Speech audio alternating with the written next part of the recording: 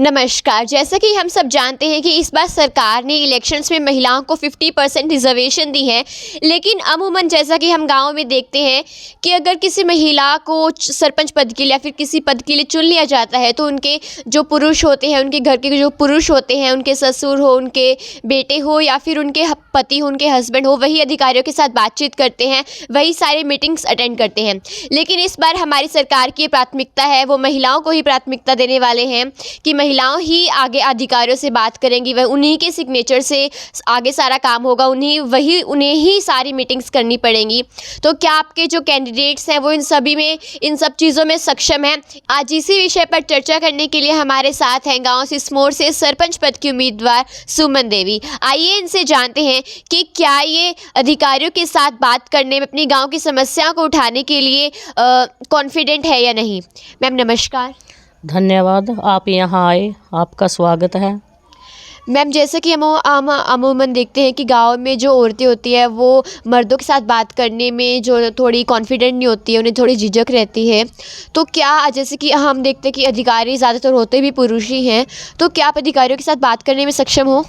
बिल्कुल, हम ऐसा काम पहले भी कर चुके हैं क्योंकि हम स्कूल में पढ़ाते थे और हमारी फेस टू फेस जेंट्स के साथ ही ज़्यादातर बातें होती थी, तो हम अपने गांव की हर समस्या को, हर मुद्दे को उठाने में सक्षम।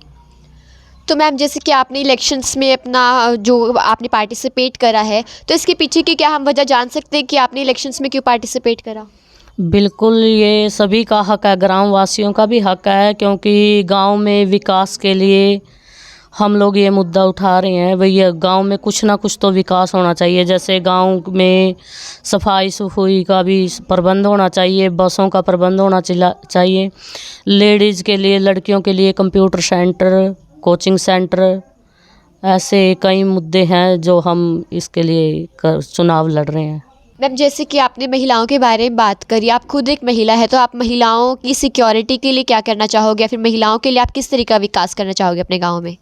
महिलाओं के विकास के लिए एक तो जो बुजुर्ग लेडीज़ हैं उनके लिए कोई चौपाल की व्यवस्था होनी चाहिए, वो भी हम करेंगे।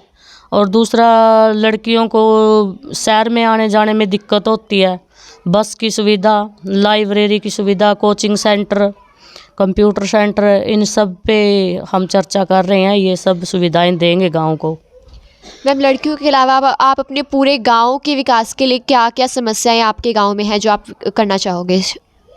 गांव के विकास के लिए एक तो गांव में सफाई का विशेष ध्यान रहेगा, हर घर तक पानी पहुंचाने का, और गांव में लाइट की समस्या रहती है, गांव में स्ट्रीट लाइटें, कैमरे वगैरह लगवाने का।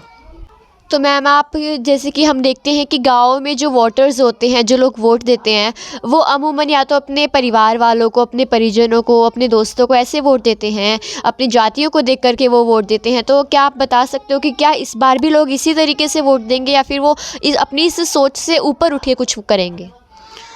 बिल्कुल, गांव वाले अब की बार तो कुछ ना कुछ अलग ही सोच रख रहे हैं, बाकी वो अच्छा ही करेंगे। मैम आप क्या समझते हो कि आपकी टक्कर किसके साथ है?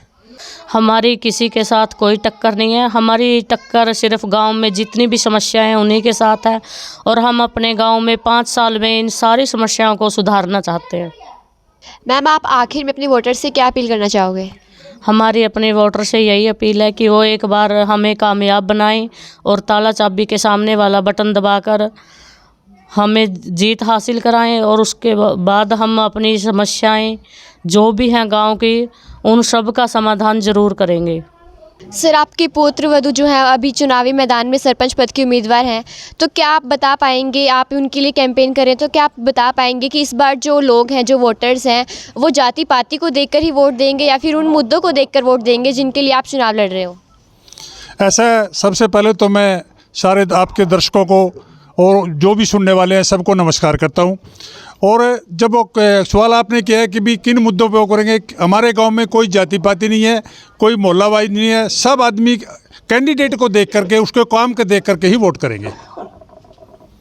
आप सर अपने जो वोटर्स हैं, अपने गाँव वासियों से क्या अपील करना चाहोगे?